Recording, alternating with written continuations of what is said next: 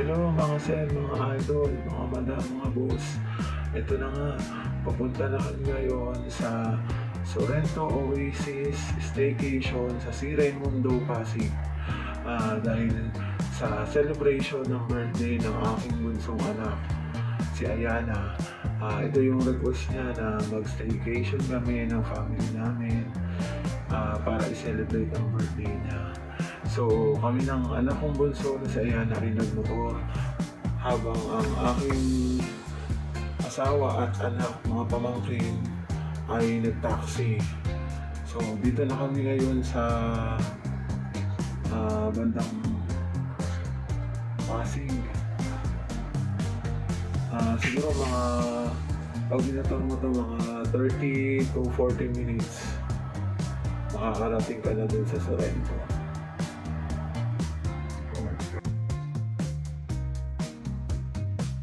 Tayo ngayon sa may bandang Pasig, stoplight. So, stoplight pa tayo guys ha. Dahan-dahan lang tayo. Katulad kanina, may nasalubong tayong ayan, dire-diretso lang tayo guys ha. Kalma-kalma lang. Chill rides lang si kuya. Sasabayan ko siya, chill rides lang. Ayan guys, dire-diretso lang tayo. Gamit kayo ng signal light pagka papasok kayo guys ha. Huwag lang yung puro liko na lang. Yan, pasensya na kayo. Ayun, nakita ko yung asawa ko yun. Nakita ko yun, asawa ko yun. Asawa ko yan guys. Ayan, dire-diretso lang tayo guys. Dire-diretso lang. Singit lang, konting signal light. Ayan. O, pagpilitin, pag di kaya. Ayan. Nakikita nyo naman, sumisiksik. Ayan guys, nandito na tayo ngayon sa may bandang ano na to. Medyo hindi ko kabisado yung area dyan eh. Lagi kong dinadaanan guys. Ayan. So, nandito lang tayo ngayon sa may bagong ilog siguro to guys. Bagong ilog. Ayan. Dire-diretso lang. Kalmado lang. Nasa kanan tayo palagi. Ayan. Pinagbo ko na si kuya para maganda yung rides niya. Ayan guys. Nandito na tayo sa RMC. Ayan. So, ayan guys. Sumilay pa yan. Ayan. Lang. San laki. Uy, may tambutson, lakas. Bro, nagbibideo ako na. Nandito na tayo rin sa may Pasig naman yun. Buting. Nakasignal light yan. Buting na yun, yung kabila. Si Raimundo, dire-diretso lang yan. Stoplight ulit. Nagdaanan ko na yung dati pinagtrabahuan sa Rotary.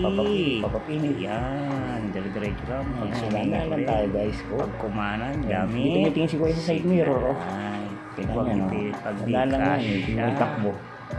60. Yan po, napansin ko yun. Chill lang yan. Nagmamadali. Minamadali na yata ang buhay. Tingnan mo ginawa. Sinalubong. Mahusay. Sunod niya, nakabote. Kanan na tayo dyan guys. Ayan, kanan na tayo dyan. Shuttle Kerox. Kala ko susunod kanan natin dyan guys. NMAX. Kala ko susunod si NMAX. Baka maipit. Doon na tayo ulit dyan. Signal light ulit. Kakaliwa naman tayo. Diretso lang. Kay Raimundo. Papuntang si Raimundo naman yan. Dire-diretso lang yan guys ha. Ayun o, singit pa. Ayan guys. Ayan. Pag nakita nyo Tri-City Hospital, dire-diretso pa. Malapit na eh. Tri-City Hospital guys ha. Dire-diretso lang guys. Nakita nyo yung Tri-City Hospital, malapit na sa location na. Buti na lang nagpalit tayo ng side mirror. Medyo maliit. Lalo na po yung gasoline station yan. Tanda nyo yan. Ayan yung gasoline station yan. Malapit na. Oh, yung galing ni kuya itong mauwi. Diretso lang. Shoutout kayo sa traffic natin guys. Ayan, ito na tayo sa Sorrento Oasis Staycation. Ayan, shoutout kayo. Madadaanan ko na yung ano pa, may traffic.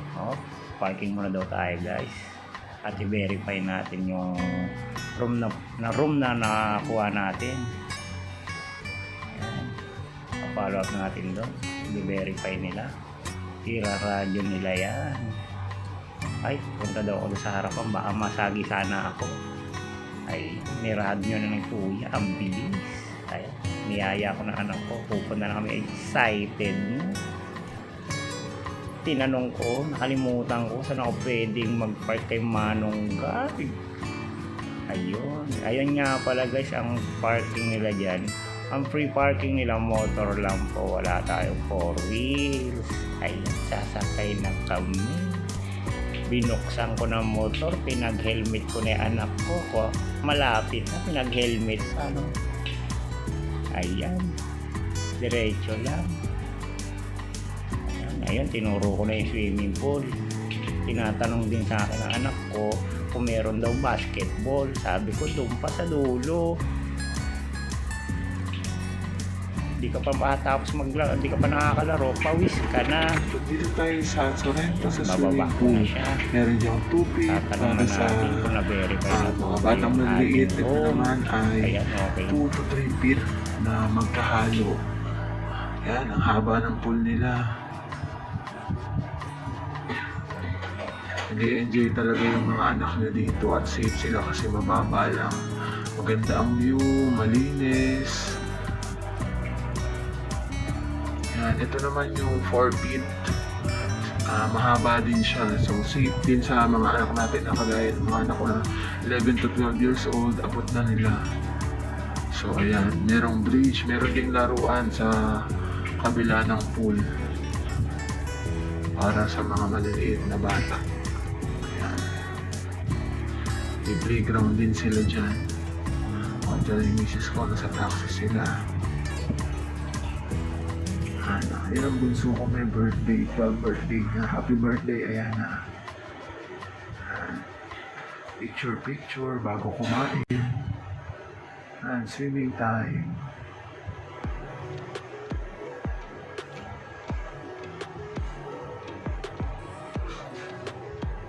Picture mga magaganda. Sobrang sexy kasya sila sa maliit na sopa.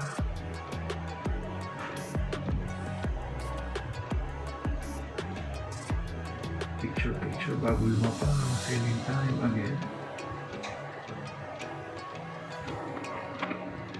Punta na kayo dito sa Sorrento Oasis. I-viber nyo lang si Ma'am Paula. Ilalagay ko sa comment section yung description at yung kung paano siya makakontak. Kasi yung bunso ko kasi nagpagbigyan namin ng kanyang request. Dito pala nag-book kami for 1 night. Ang check-in namin ay 2 p.m. at ang out namin kinabukasan ay 11 a.m. ng umaga. Ang swimming pool pala is from 8 a.m. to 8 p.m. So yung 2,400 for 1 night is good for only 4 packs or 4 na tao. Tara tayo sa room namin. Nalambo. Pagpasok mo, nandiyan na yung maliit na sofa. Meron niyang, ayan, may tibing malaki, may lagay na mga shoes.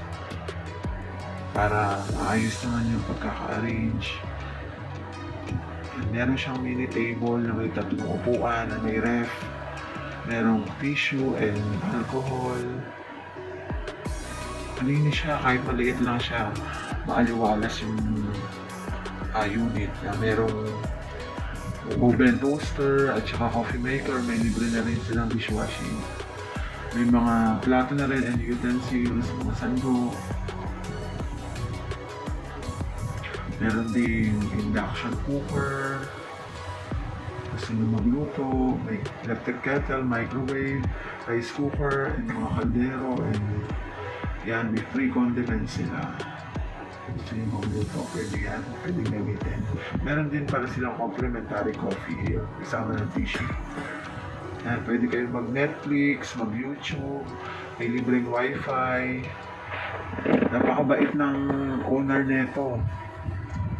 Madaling kausap at ang mababait at i-assist ka talaga nila.